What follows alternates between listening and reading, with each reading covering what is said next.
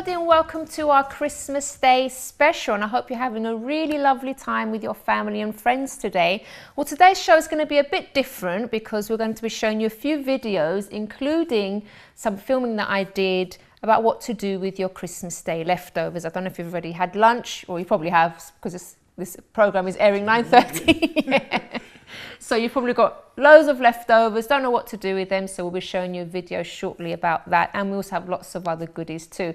And I have here with me Chris Brown on the sofa today. Hi Chrissy. Hello, happy Christmas. Thank you very much. And my birthday, hang on, let me hear it. Don't forget that. Happy birthday and happy Christmas. Thank you very much. Now, as you guys know at home, Chris normally does a self-development clinic, which we will be doing afterwards, but he's just going to be sitting here with me for a while, because I don't have any other guests today, because I don't want it to come on Christmas Day today. Yeah. Never mind. Busy at this time, innit? Think eating all right, dear? Yeah. Well, the first thing we're going to show you are some street interviews, and we ask people, what does Christmas mean to them? And Chris, first of all, what does Christmas mean for you? Christmas means to me, I see a lot of people going around greeting, fun, enjoying themselves, Yeah. but you know what, there's a bit more essence behind it for me personally at the end of the day, you know, and it's what Christmas is really about. But you know what? Everybody have fun with what they're doing right now. We're going that path later on. Okay then, all right, so you'll be telling us later. All right, so let's go to these street interviews first of all. Hello, Chrissy. I'm out on the streets again just to ask one simple question. What does Christmas mean to you? Let's find out. What does Christmas mean to you?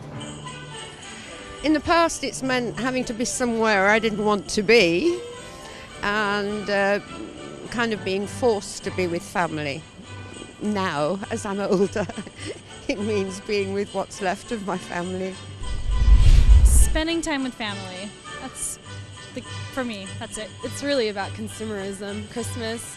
But I mean, when you strip that all down, sure, yeah, family time and just the holiday season, giving and all that stuff. Yeah. You know, do the things that you say you're going to do all year and you don't do. So like go out for a meal with a friend who you've known for years but you've never got time to see, or stay at your parents and like actually speak to them, because I think like you take so many things for granted that at Christmas it's kind of an excuse and it gives you the time to just kind of connect with people again. So for me it's just about enjoying yourself and spending it with people that you care about. It means being with my family and having a great time and just sitting around eating and it's just lovely being comfortable, taking time for one another, which we don't normally get because we all both work and we're busy. Much the same, just seeing family, catching up. Life's so fast these days, you don't even have time to catch up at weekends, so Christmas is just time to do it. I personally think it's a great time to like get with the family, so I really enjoy it because my family are quite widespread. It means I get to see a lot more of them than I would throughout the whole year, which is quite good. So yeah. Mine's more about the food, because I've got a very small family because my siblings have been married and they're like having their own little families. Mine's mostly about the food. Yeah, I don't really like Christmas that much because I think the meaning of it has maybe changed. Like, it's not focusing on family anymore, it's more about if you've got the best tree. Well, see, I love Christmas, but for me Christmas it's all family, and I love buying presents, I like receiving presents, I like the fact that you see people over Christmas that you maybe don't see the rest of the year, but I really love Christmas. I love coming into London and seeing all the lights and going to the shops and seeing all the Christmas stuff. No, I really like it. And there you have it, Chrissy. The public has spoken. There seems to be the underlying theme of spending time with family, giving and receiving, and just enjoying the company of those you love. Merry Christmas to you, and back to you in the studio. Welcome back. So let's show you this next video now that we recorded with models of diversity. Here I am at the Ideal Home Show at Christmas, about to go inside and see the Models of Diversity Christmas Catwalk Show.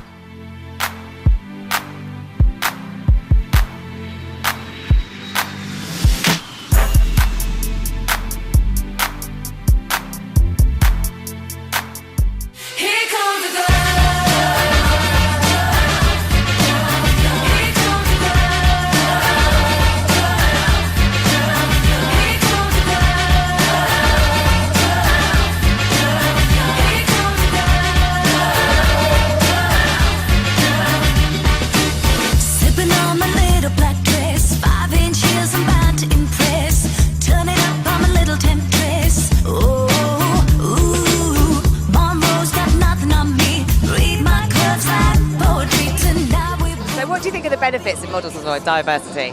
Well, I think they need to get a more diverse model up on the catwalks to advertise the clothes, because not everyone's a thin, blonde, beautiful looking person, and I think normal people want to see the clothes on normal people.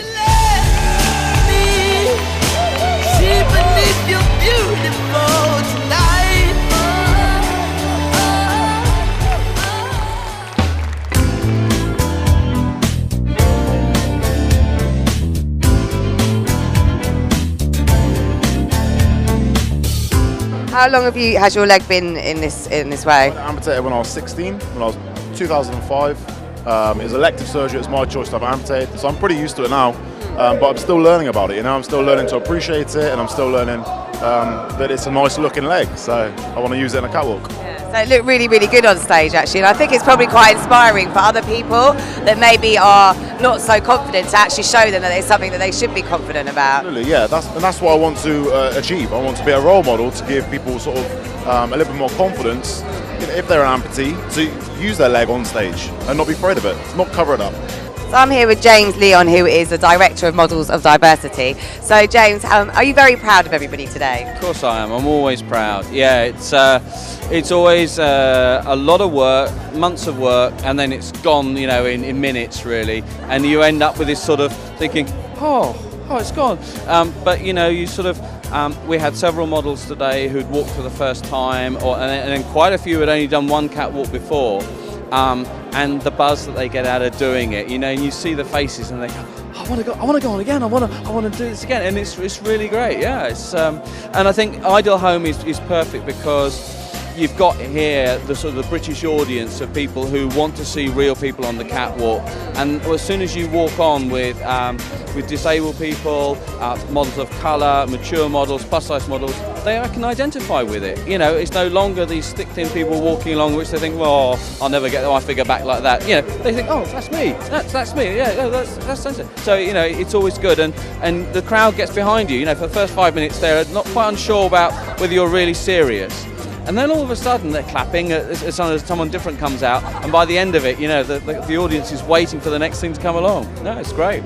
It's unusual to see, and I don't want that. I want it to be normal. I want it to be normal to see a mixture of abled and disabled, and you know, it's just, it doesn't seem right to me that in 2013 there still isn't in opening a catalogue and seeing a girl maybe in a wheelchair or a guy maybe with some sort of abnormality. It's just not natural. There's an very unrealistic viewpoint put across, and that's what we want to change. Someone told me a couple of years ago, they said, don't ever compare yourself to anybody else because you're unique, and be the best version of yourself you possibly can. And that really is my message, and that's what we try and bring out to people. Be the best version of yourself that you can and feel good about yourself. You know, it's nothing wrong with being a little bit big-headed about how you feel and where you've come from to where you've got to, and don't lose sight of it, you know. And you're going to get people say no. There are far more people who say no than say yes, and I think it does rub off. If your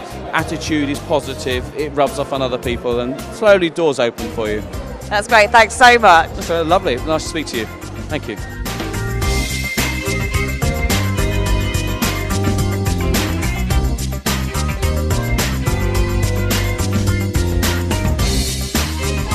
Just had some great interviews with Models of Diversity. I spoke to the director and some of the superstar models. It really was a great catwalk show today.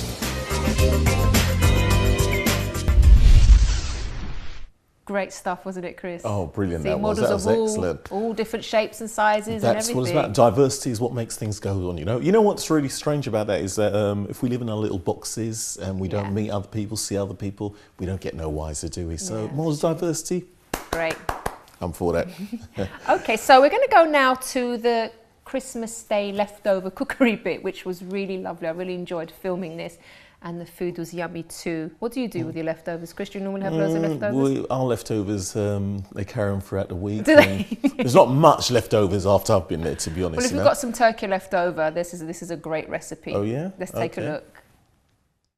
Hi everyone, today we're at the Bistro and Garden of England Cook School in Dymchurch, Kent. And we are going to be learning what to do with our Christmas Day leftovers. Because let's face it, maybe you've just had your Christmas dinner, there's loads of turkey left, loads of other stuff left, and you just don't know what to do with it all. It's just too much. Is that a problem you have sometimes, Patricia? You remember Patricia, don't you? Our lovely newsreader.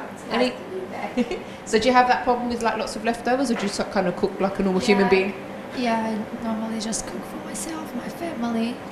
So, no leftovers. Oh, she's losing her voice a bit, bless her. Never mind, it's okay. All right, so we're going to be speaking to Ruth, who's here with us, and she's going to be teaching us what to do with those leftovers, so make sure you stay tuned.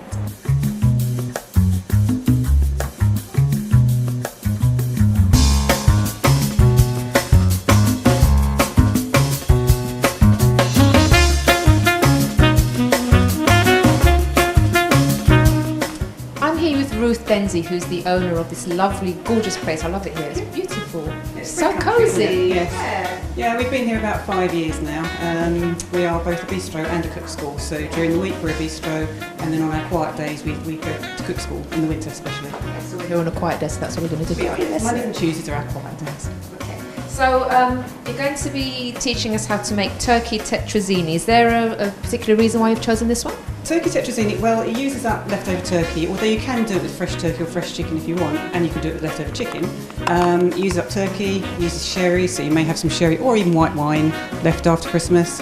What else we use? Creme fraiche, mushrooms, linguine. So it's really a pasta dish, but it uses up quite a few of the leftovers. And it's quite a simple thing to make, is it? Very simple. So you want to take the root off, but just take as little of the root off as you can, because that's what's going to hold the onion together when you're chopping it. That's the mistake I always make, just chopping it again. So straight down the middle, through the root, peel the skin off, and then once you've got the skin off, with the root away from you, that's what's going to hold it together. You just want to cut through, not going quite through to the end. Helps if you've got a sharp knife. And then the other way. It's going to take me a while. Doesn't have to be ever so thin. That's very thin. It's precious. You've been practicing. Stop showing off, Patricia.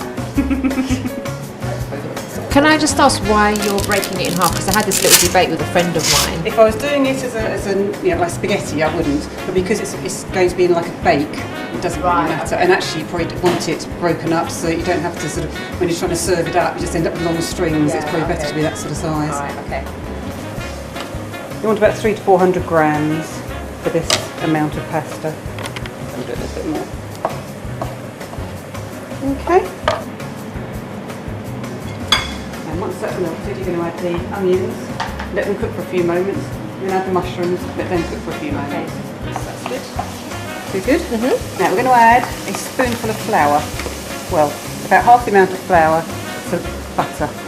That's just going to lightly thicken the sauce, not too much. We don't want a really thick, gloopy sauce. Now, if you feel you've overindulged over the Christmas period, don't worry. When you cook this, the alcohol will burn off, so there won't be any alcohol in it. We'll just have the flavour. And you can use white wine, you said? You could use white wine instead of sherry.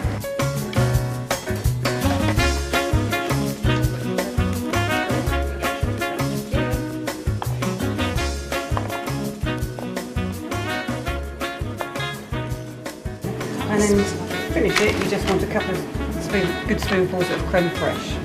And then that sauce is done. Oh, 2 or 3, like that. Would be great. Mix it around. So it's kind of healthy, isn't it, as well? Well, it is healthy. It's creme fraiche. I mean, it is. The creme fraiche has quite. You can get the low fat creme fraiche. I don't believe in low fat. No. The tasty stuff is better for you. So I'll pour it into the pasta now. Yeah. Try and do this without getting it everywhere.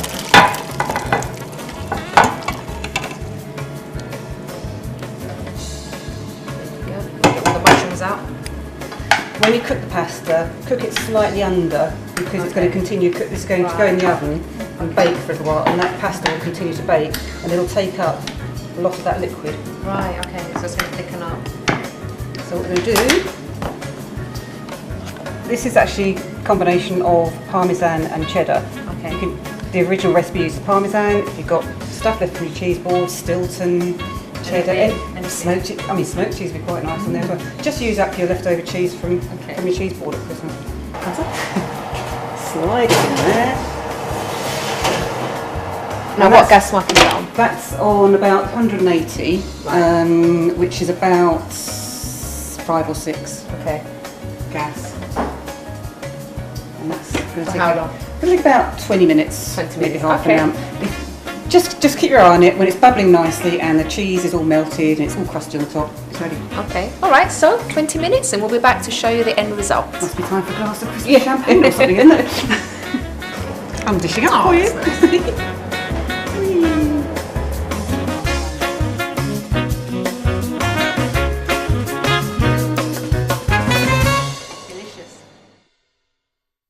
Okay, we have lots more for you after the break, so stay tuned.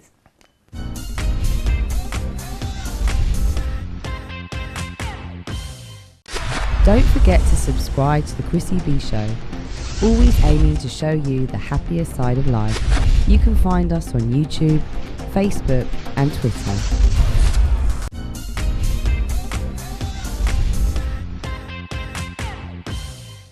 Welcome back everyone to our Christmas special. Now, we also asked people on the streets of London what they love about Christmas, and here's what they told us. So what do you like about Christmas? I like the shopping and the whole family union part. Yeah, and the colours. I suppose family time. Yeah. Everyone's kind of together and it's lovely atmosphere as well, isn't there? Yeah. Not working, being at home with the family and kids. Cartoons, Christmas films, food, drink. Sounds fun. I'm coming to your house. No, it's fun. Yeah, just like relaxing. Yeah, it's nice to see family, people I haven't seen for a while, whatever. But it's just nice not to get up for work every day. Like I've got 2 weeks off, which is the first 2 weeks off in ages. So looking forward to 2 weeks off, waking up late, watching Disney Channel and movies. That's it. Yeah.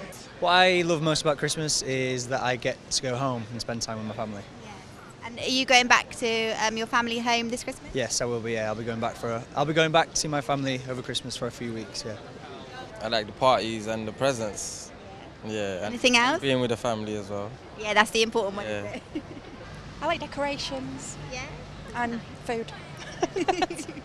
Music, singing Christmas carols. Say that again. Singing Christmas carols. Now, I have to admit, one of the things that I love about Christmas is, of course, Winter Wonderland in Hyde Park. I don't know, have you been there, Chris? I've never been there, no. Oh, you should go because I think they're there until the 6th of January. But I just love all the, well, anyway, you can see this video where I talk about what the things that I love about it. So do take a look. Okay.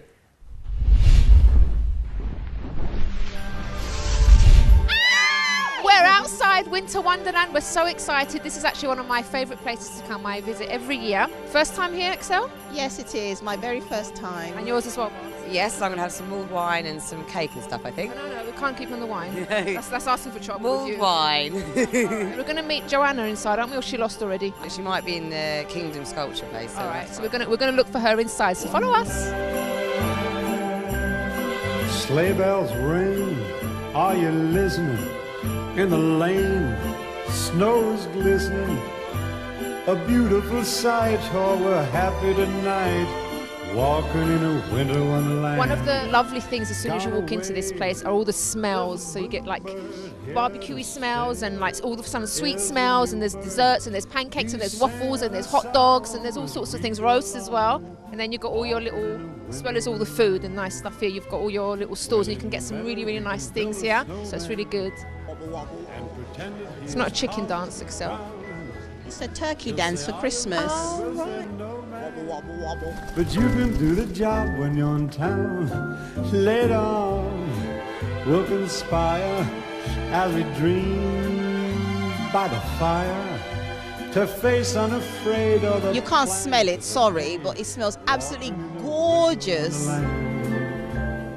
In the meadow we can build a snowman. Thank you, that's lovely. Thank you very much. We'll have lots of fun with Mr. Snowman until the other kiddies knock 'em down. Merry Christmas. When it snows, ain't it thrilling? Though your nose. So that's really nice.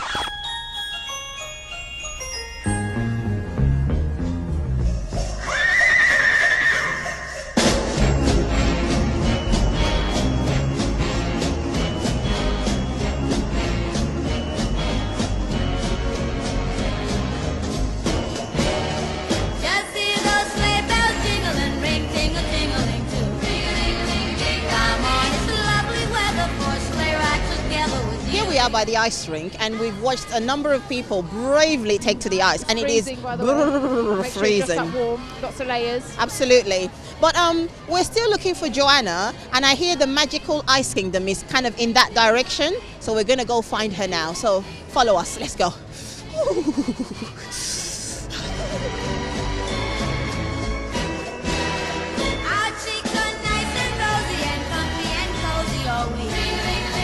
I hear the temperatures in the magical ice kingdom are in the minus.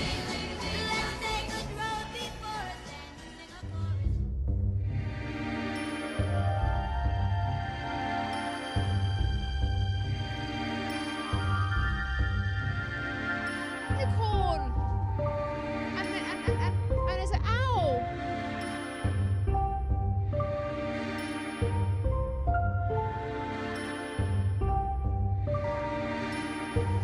Is that Joanna over there? No way. It's frozen. It's frozen.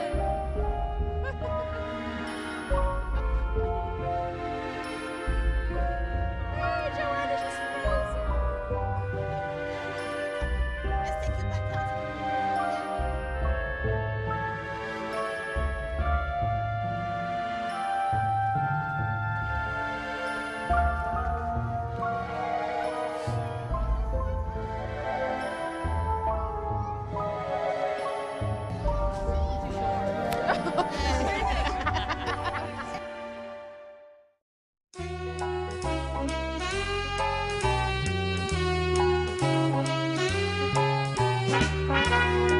Everyone, we've had a lovely time at Winter Wonderland. As you can see, there's loads and loads of things to do. Great place for family outings as well. Lots of children and families here. Had a fab time, haven't you girls? Yeah. You defrosted, Joanna? Yeah. You left me there for an hour. Sorry. We're so sorry. But you're warmer now, aren't you? All right, so do come and check this place out. It's great.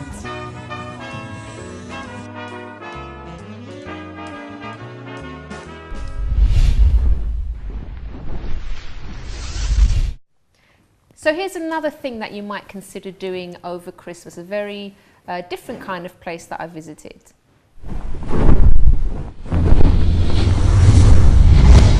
I'm here with Matt, who's the general manager here of the Ice Bar in Hedden Street, and we just thought we'd had to check this place out because it is unusual.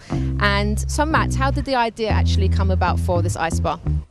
Well, three guys got together one day and said, let's do an ice bar. They'd seen the ice hotel, they knew what it was all about, and the ice hotel is really the mother of the ice bar. And yeah, that's how it all came about. Okay, so Matt, we're in the downstairs part now, and I don't see any ice here, so what's this area for here? Well, this is our lovely warm lounge bar and restaurant, so let's have a look.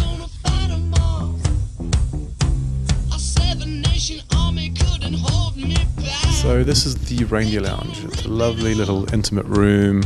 I think it's great. You feel like you're really in the thick of it. You've got the cocktail bartenders working in their magic behind the bar. You've got the DJ behind us. It's a really great place to lose a few hours.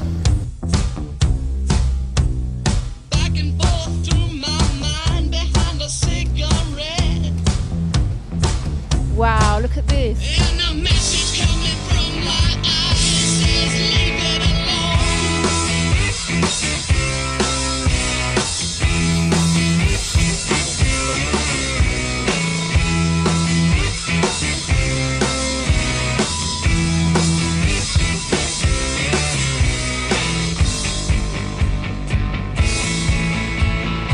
Matt, what's the temperature down here? Because I'm starting to get quite cold. Yeah, the temperature is about -6 or -7.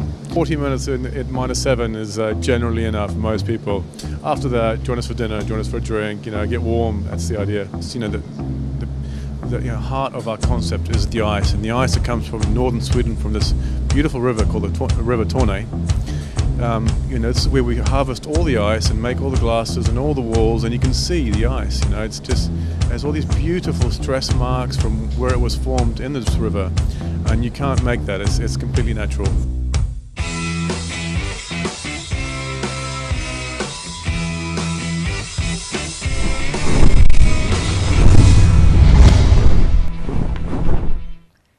course, Christmas is all about smiling and having a laugh too. So let's take a look at this. I used to have really bad nightmares about clowns when I was younger. Children don't like clowns. He always used to appear at the windows and stuff like that. I'm thinking, why is this clown chasing me all the time? Was it a dream, you said? Yes, it was a dream. Oh, gosh. Yeah, it was horrible. Yeah, there wasn't a clown chasing me. I don't think we're going to have a serious show today. It's the balloons. Should I get rid of the balloons? Are they distracting you? No. I think we might get the giggles. Okay. No, but I think that's scary. They should arrest him. I know. No, so he is. Okay. When they see him, they should arrest him. Take the balloons away. Okay. Should we go to the last one, right? Okay, guys, I'm really sorry. I don't know what it is. Let's go. All right, okay. Serious. I think we should, have you got another news article? Then we can go to the Love Squad. Yeah, but I think should go to Love School first. Yes. Let's just take a look at this video, okay? Video, please. People I knew were going, and it was just amazing, Chris. The things that I learned were just amazing.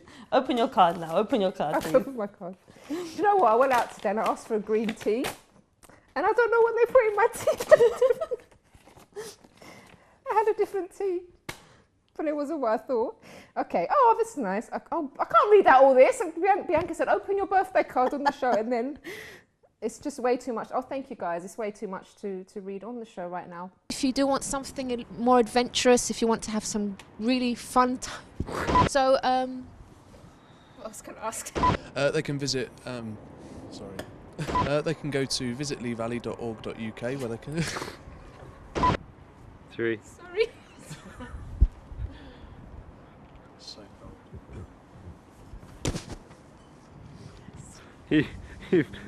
You've been through just way too much today, Chris. 3. I'll tell you what, we'll give it. Don't, because I'm going to be worse. Alright. Okay. 3.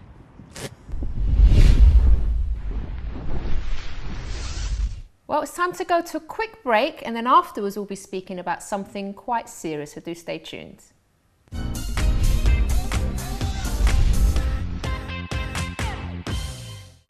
Don't forget to subscribe to the Chrissy B Show, always aiming to show you the happiest side of life. You can find us on YouTube, Facebook and Twitter.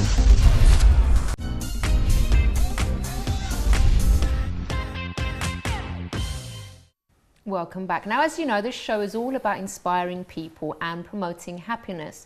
And one thing that we always encourage on this program is to think of others too, which is why now we're going to show you some good causes that I visited over the year as well. And Chris, this is something that you really believe in, helping other people, isn't it? Because it's the essence of what you do as well. Transforming lives, changing. If you can give out gifts wrapped up and say, here's a change of life, I'll be there giving it. Especially for people that have been through a hard time in life.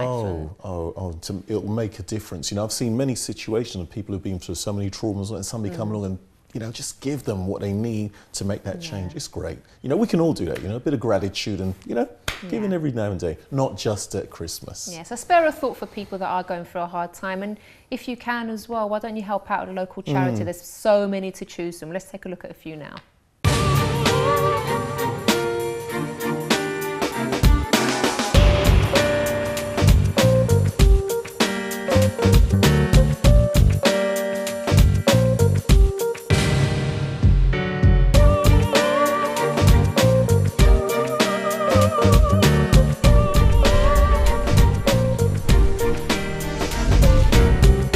Hi Claire, thanks so much for letting us come here today. So tell me, what do you do here? Well, Battersea Dogs and Cats Home has been around for about 152 years now, and we've been helping to reunite lost dogs and cats with their owners. And if we're unable to do that, then we'll care for them until we can find them a new home. We just want to encourage people to consider them as a family pet.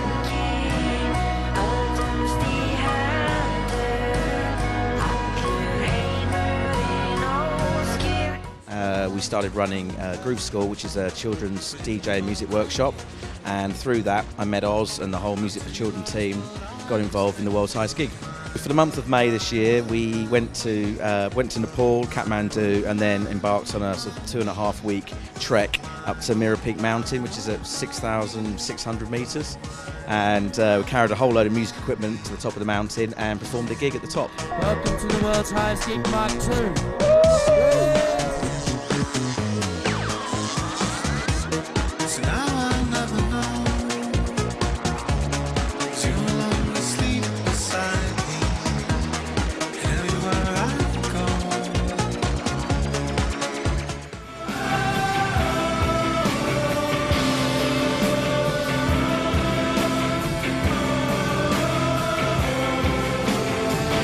I Can Dance started about 5 years ago by Juliet, the principal. She is a ballet teacher, a special needs teacher, and a dance movement psychotherapist. She started running it from her dining room with classes for kids on a Saturday morning. My son started attending at that time. So he got exercise, which is very difficult for some children with physical disabilities to get regular exercise. And then when I see his little face when he comes on the stage in a real theatre with 400 people in the audience, he just came alive and it was fantastic. Refuge is a national domestic violence charity, so we work around the country to provide a range of domestic violence services to support women who are experiencing domestic violence. And on any given day, our services are supporting 1,600 women and children. I noticed there's a photo there of Princess Diana. Can you tell us what that's about? Yeah, Princess Diana very kindly came to Refuge in 1983 when the name for our organisation changed from Chiswick Women's Aid to Refuge. Princess Diana was a contact of my boss, Sandra Hawley, and she has taken Refuge from that one building to what is now the largest domestic violence specialist provider in the country.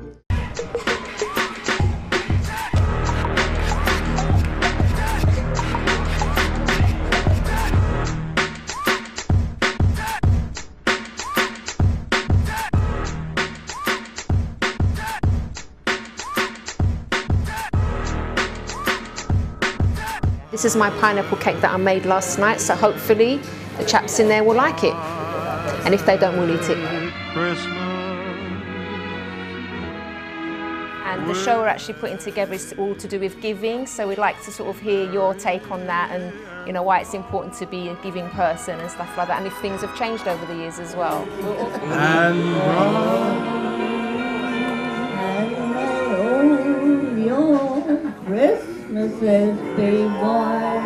Oh, fantastic.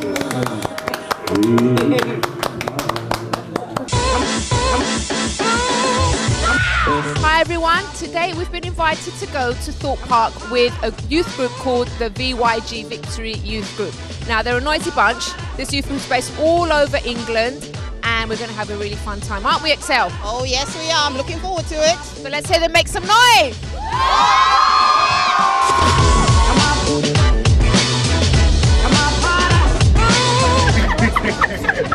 We're laughing at someone else's demise.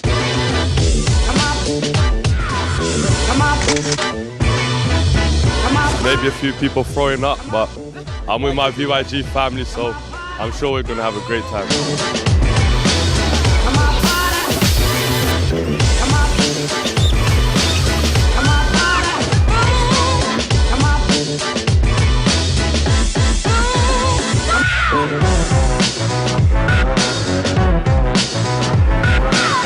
My heart was here, my body was there.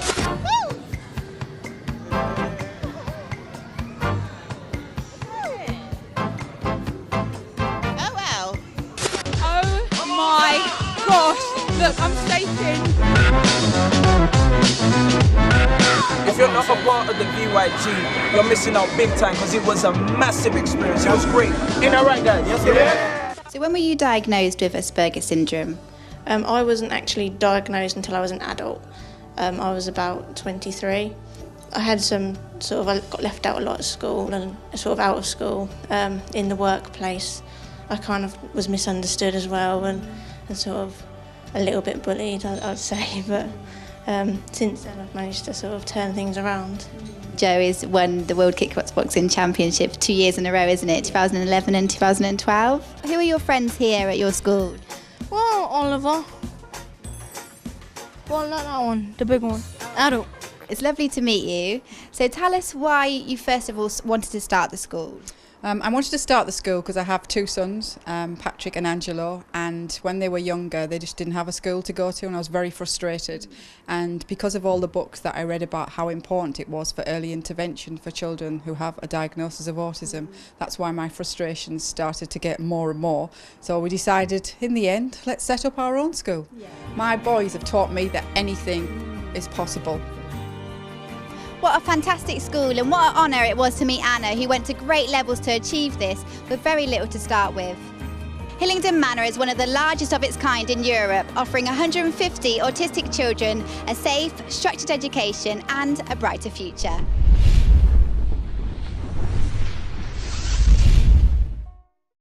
And there's one particular piece of filming that I'll never forget, and that was with a young lady called Phoenix who was homeless for many, many years. Let's take a look at her story. Hi, my name's Phoenix Ellis, and I'm going to tell you how hard it was for me to live homeless on the streets of Victoria, and I'm going to show you how hard it is to survive and how I managed to pull on the other side. Okay, so I'm going to take you around this corner and I'm going to show you one of the places where I used to sleep. Used to be one of the warmest bits in the area. This is where we used to get a lot of heat. When it was cold at Christmas time, the heaters here would be on, so there'd be a lot of us sitting here and keeping warm in our sleeping bags and waiting for the handouts here. The council, they'd come and they'd put water there so that we wouldn't be able to sleep there, or they'd put water there while people are sleeping so that they'd wake them up and they wouldn't sleep there the next day or stuff, and they'd do that on purpose. I slept here on and off 2 years at different places in all homelessness all together, about 10, 11 years. When I see people doing the shopping, I'm happy for them, you know, because it shows that there's unity in the family, that they have someone to care for, they have someone to love and be together with. But then the thing that annoys me is being ignored. When you're on the streets and you want to get a bit of food or you want to get a bit of money, you ask somebody for a bit of change and they don't even acknowledge you. And if they do acknowledge you, they look at you like you're a piece of dirt on their shoe.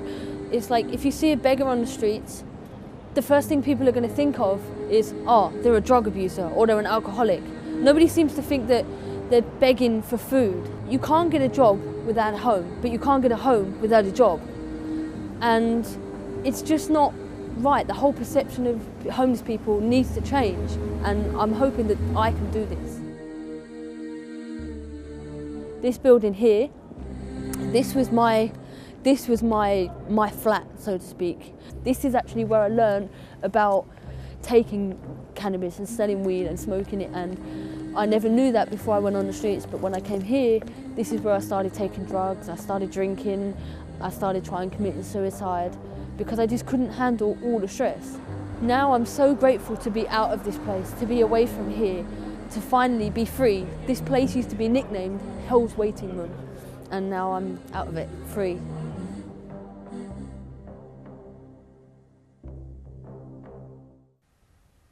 Okay, so now it's time for another break, and then afterwards we'll be going to the self-development clinic, won't we, Chris? Yeah, straight there. Great, okay, so do join us after this.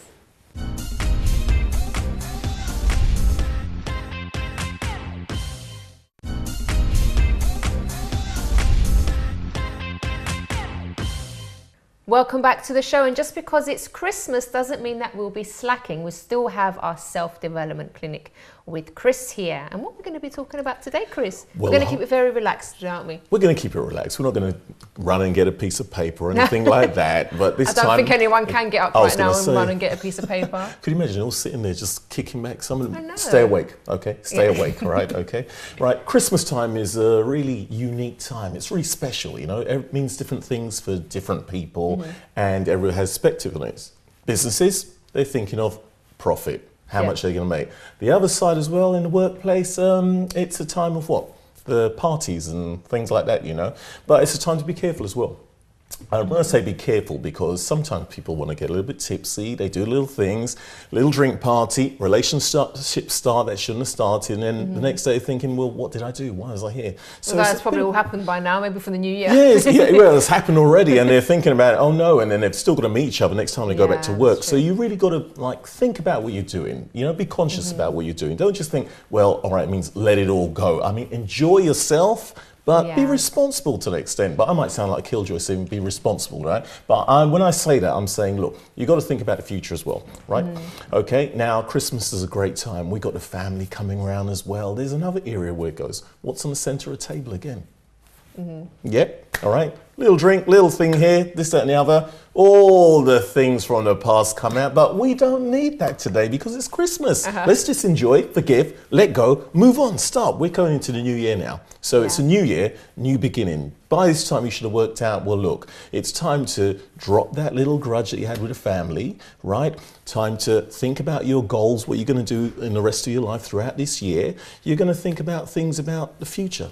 Not last year and all that kind of thing. That is a good point, Chris, because people do tend to sort of hold on to the past when it's not really helping. And sometimes people say, but I can't help thinking about it every time, for example, I see that person, it brings up all the memories again. It's really hard. But I think one way you can do it is actually to plan your future. Plan ahead. And when I'm speaking, when I'm giving advice like to women, because I also help in a women's group, some of them that have sort of been through traumas in the past or have been hurt in the past, one thing that I say to them to do that to help them also stop living in the past, plan your future, start planning things.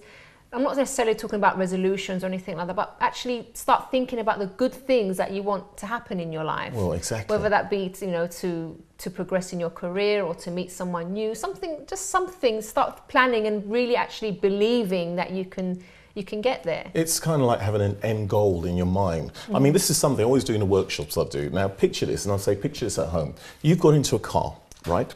And you're driving ahead, you've got the windscreen there, you've got your rearview mirror there, right? Now, if I kept driving and looking in this rearview mirror, not that I drive like this, right? I just, right? And you keep looking at rearview mirror, what's going to happen?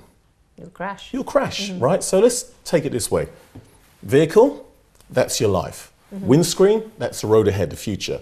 Rearview mirror, that's your past. You can't keep looking in the past and trying to drive ahead. You've got to actually move on from that place. And hey, there's nothing wrong with looking in the rearview mirror if you're just learning from an experience. Don't want to do that again, right? But if you keep going back to the negatives all the time, it's time to actually break that rearview mirror off, throw it out instead, and start driving. Future, the road ahead. Look out the big windscreen. Your future's your future's bright. I won't say who said that. We're not going to advertise here, but I agree with it totally. Yeah. The future's pink today. Yes.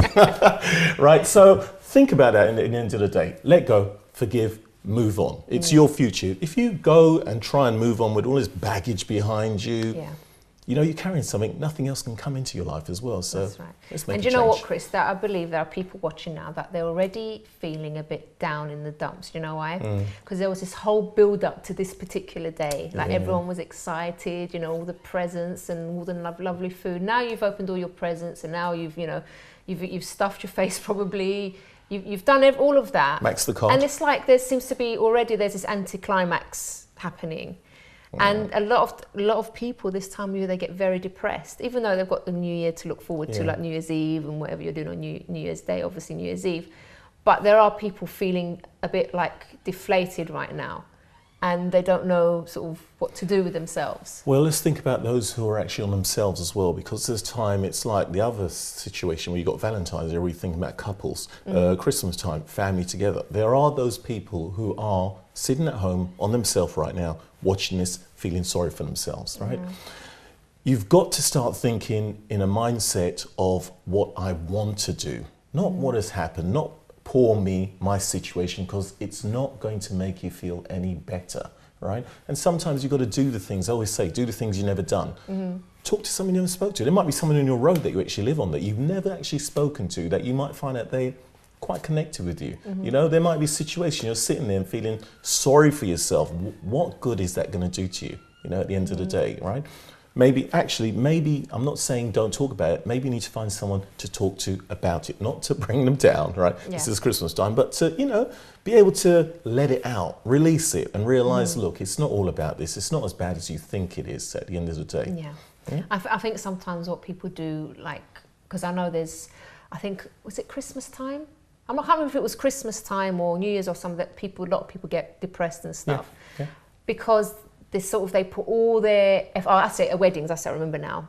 After the wedding day, especially brides, they get really depressed afterwards because it's like they've put everything into this day, And then like when it's over, it's like, oh, I'm not special anymore. And, you know, and there was some great advice that we had on once and some things that I read about how you should also always be having little things to look forward to, little goals, things that you want to achieve. So maybe if you are, for example, feeling down in the dumps now, already start making some plans for something else. It could be a little holiday, it could be, not to say that obviously if you are really depressed, you should obviously get help for that, but everyone does kind of feel a little bit blue sometimes when, you know, when they've been looking forward to something and that day's come and then come and gone. That's really funny because you just said that now. I never thought about that side about after being married, the bride feels like, I'm coming home, lady. I'm coming home to ask you about it, right? Because I never thought about it. I thought, hang on, did my wife feel that way at the time after? But yeah, I suppose it's, as you said, it's an anticlimax. We build up a lot of emotions and we hit that peak, burst out, it all comes down at the end of the day.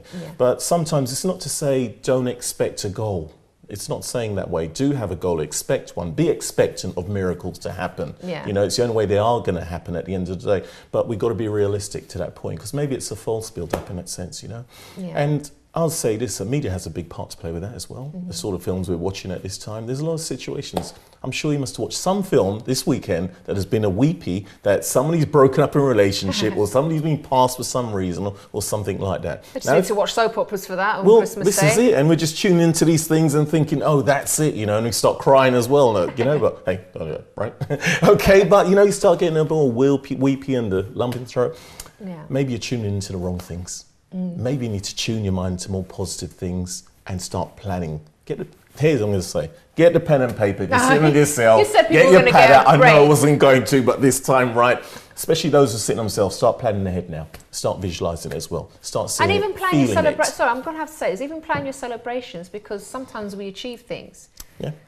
And like we get things done and we forget to kind of celebrate life as well. And actually, okay, let's, I don't know, let's celebrate the new job or let's go out, let's have a party to celebrate this or that. People forget to do that. It doesn't even have to be a reason to have a celebration, just the fact that you're alive and you have a family, whatever. That's even... Pamper yourself. Yeah, exactly. Yourself, I think people don't treat themselves enough and that's why maybe you put everything into Christmas Day or everything into a wedding and then the rest of the year is really boring for you. So make sure you celebrate life. Yeah, celebrate it, share it. That's the thing about it. If you're used to just saying yourself, time to share, open up as well at the same time. You know, it's funny, I'm really excited about this year because I've set some goals for myself as well. You know, it's funny, you reminded me of one of them earlier on as well, but I'll ignore that one for now. We won't talk about it, right? But I've set some goals and I wrote them out and I looked at them as well. I'm actually doing that 5 a day, which I said to do. 5 a day is not 5 a day as we said, fruits and apples, right?